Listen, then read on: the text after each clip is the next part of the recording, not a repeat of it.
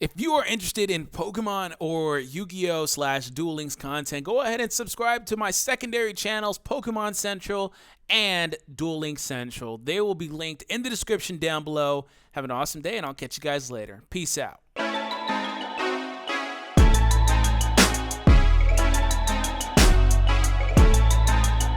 Hey guys, welcome back to another Dragon Ball Z Dokkan Battle video. So, a couple of days ago at this point, maybe like a day and a half ago, but you get my point. Recently, these two banners at the top dropped, and we're going to go ahead and do a summon or not, because I actually have a very interesting answer for this. I tend to not, when I do these, I tend to not just say, hey, yeah, don't do it, because you're going to save for this banner, you want to save for that Dokkan Festival, which is always a valid argument, but that's not the way that I tend to give you guys advice. So hope you guys enjoy this. Subscribe if you need more content. Let's go ahead and get into it. Now, of course, simple answer is that, hey, the category banner features some units that would be good in the fusion category or the Shadow Dragon Arc category banner, or category team, excuse me. And if you were looking for units to fill out those teams, if you only have the leaders, for example, then yes, you would probably want to pull on that, because that's going to be your best chance to get specific cards for those categories. Now, same for fusions. The fusions banner has several units that will be really good on multiple teams, but primarily the fusion category team, because each one of these units is a part of the fusion category team, unlike Vegito. But you get my point. So, simple answer is yes, if you were looking for those things. Now, the more in-depth answer, right? The real answer is that if you pull on these banners, you're doing so knowing that there are other banners coming down the pipeline. But to be fair, that is always going to be the case with this game. So if you pull for Gogeta, you're doing so knowing that there's a new Super Vegito coming up later.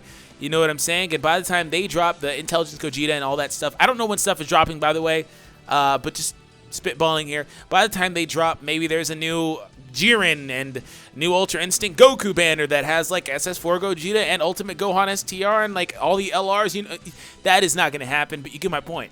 So that's the one problem with the whole I'm going to save for this mentality. I always advocate pulling when you want to pull. Now, as far as these banners go, the cool thing about this banner on the right is that it does actually have 3 discounted summons, and all of the LR cards are inside of this category banner. So if you wanted to try your luck, like I did, so I did a stream earlier and I pulled on both of these banners, just tried my luck on 3 multis, and wanted to see if I could randomly pull an LR, but aside from that, really, there's no point in pulling on this for me personally. You see Gohan is right here.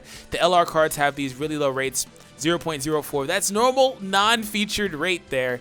All of them are in there except for Trunks, because Trunks isn't available yet on anything yet, but you get my point. So, again, they do have the featured units, and you're guaranteed one of these guys per multi. So for both of these banners, they do guarantee you an SSR, and it's going to be one of the featured SSRs. As you see at the top, 1 featured SSR guaranteed per multi. So you could realistically walk out of this with a multi of like, hey, this Super Saiyan Gotenks is the featured one. That's the very last unit, and you pick up like maybe 1 or 2 or 3 more of these guys, maybe 5, 6, 7. You get my point. So you can do that. And again, if you need to fill out the team or you want to try your random luck on getting an LR, then yeah, 3 pulls on that, discounted, 2 to 3 maybe, whatever. Even just 1, because 30 stones isn't as bad as 50. So the other banner does not have the exact same luxury. Now, it does guarantee you 1 SSR per multi, and this banner is a little bit better for getting something specific, because the only SSRs available on this banner are these ones in the image, unlike the other one that features a lot of SSRs. In fact, I would probably say just about every SSR in the game, like every other banner. This one only has these 1, 2, 3, 4, 5, 6, 7, 8 units. These 8 units. So if you want these guys, you definitely go for it. I did some summons, like I said earlier, on a live stream, and it took a while to actually get all of these.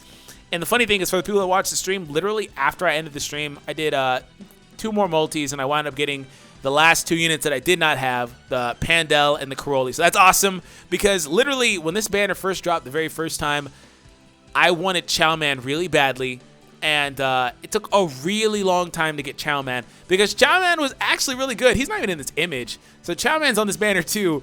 I feel like there's somebody else. No, I think Chowman's the only one that's not on the picture.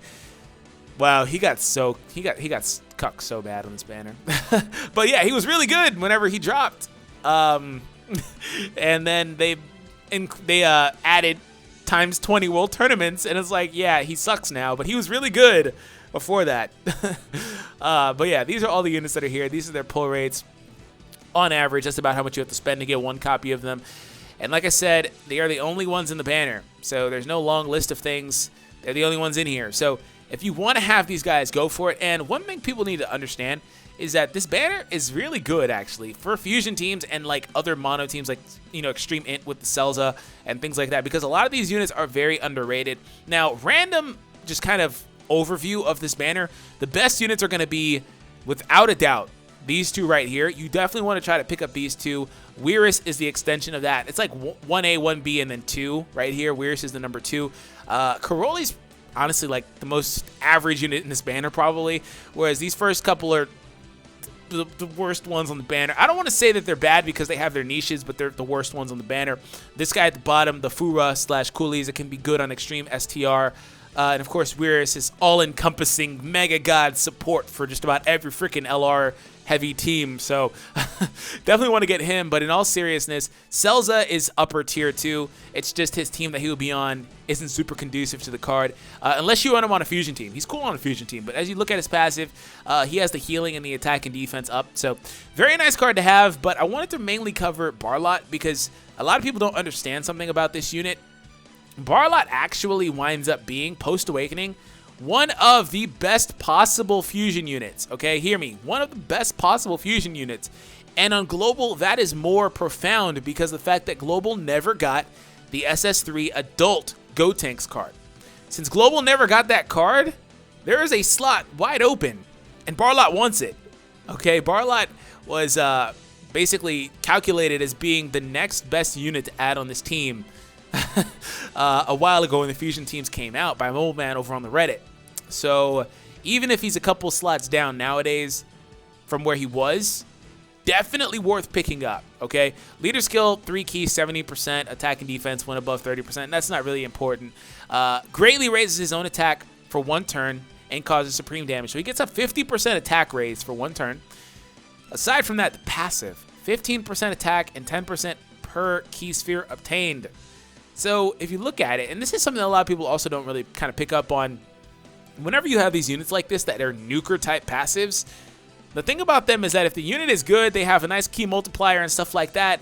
Whenever it shakes down and these units get like 5 or 6 or 7 orbs, then they start to be really powerful, really hard hitting. And also this guy can become a tank too. So definitely worth picking up. He has a 140% key multiplier, which is awesome. Aside from that, again, the next best unit on the banner would be Pandel for her all-encompassing support. Awesome on the Hybrid Saiyans category team. Awesome on Super Intelligence. Also awesome on the Fusions category team. So definitely want to pick those guys up. And it's really funny how you look at this banner in contrast, because the first time it came out, Broadpan was the best unit on the banner. But you kind of look at Broadpan and say, oh, well, hey, you don't give any sort of percentage increase, which that's not good anymore. Like, that's not good. It's good, right? Let me change that. It's good to get that, but it's not nowhere near as good as it used to be. This was like incredible for World Tournament. Still is actually pretty good for the World Tournament, to be completely honest. And that changes to a 30% restriction, I believe, upon awakening. But it's like that, it just lost value. And at the time, Pandel just sucked. She was like the worst one to get. And it's funny how things change. Karoli is just somewhere in the middle, like I said. But again, if you guys want some of these units, they are definitely worthwhile to pick up. Some of them fit into multiple teams, multiple mono teams, multiple category teams, things of that nature. Some of them are sleeper options that a lot of people are underestimating and maybe just didn't, you know, make themselves aware of. But again, like I said in the beginning of the video, if you pull on this banner, you're doing so understanding that it's not really a trap banner. The other one is for sure a trap banner, by the way. But even though it guarantees you, it's a trap banner because it's really crappy. But anyways, this one is an exclusive banner. It has not come back a 3rd time, so I don't know if it'll come back a 3rd time at this point, because it hasn't come back a 3rd time on JP, and we base Global off of JP. So do that understanding that you may not get a chance to get these units again. So anyways, have an awesome day. Thank you guys for tuning in, and subscribe if you're new for more content. I'll catch you guys in the next Dokkan Battle video. Take it easy, guys.